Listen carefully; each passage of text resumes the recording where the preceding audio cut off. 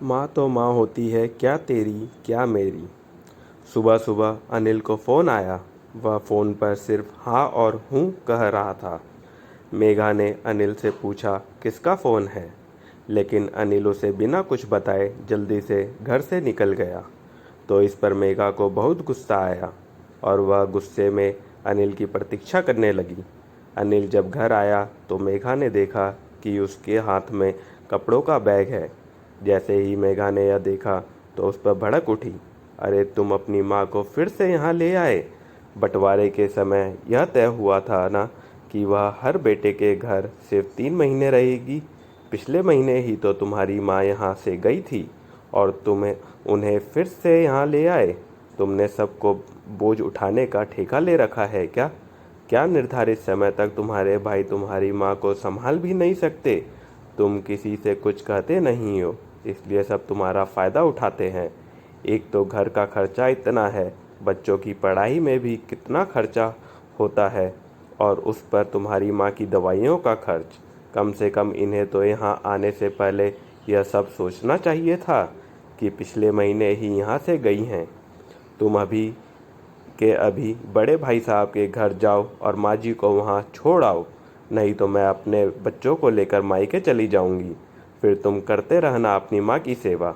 मेघा अभी अनिल को यह सब बातें सुना ही रही होती है कि तभी एक बुजुर्ग महिला अंदर आती है और मेघा को जोरदार थप्पड़ मार देती है। मेघा बुजुर्ग महिला की ओर आश्चर्य भरी नज़रों से देखती है और घबरा कर कहती है, मॉम आप यहाँ? तो वह बूढ़ी महिला रोते हुए कहती है, हाँ मैं। तुम्हारे भाई और भाभी ने मुझे घर से निकाल दिया। मुझे कुछ समझ नहीं आ रहा था तो मैंने अनिल को फ़ोन किया और ये तुरंत मुझे लेने आ गया।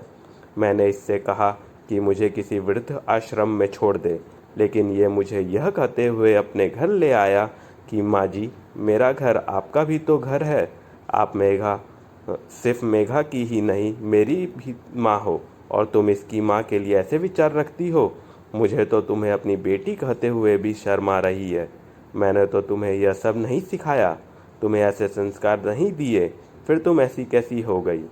मेरी एक बात हमेशा याद रखना, तुम भी कभी सास बनोगी। जब तुम्हारी बहू तुम्हारे साथ ऐसा व्यवहार करेगी तो उस वक्त तुम्हें इस बात का एहसास होगा कि तुमने भी अपनी सास के साथ कितना बुरा व्यवहार किया था। और उस वक्त अपने बेटे को ना कोसना, क्योंकि तुम तो अपने कर्मों की सज़ा भुगत रही होगी। और यह बात मैं तुम्हें इसलिए बता रही हूँ कि जो जैसा बीज बोता है उसे वैसा ही फल मिलता है।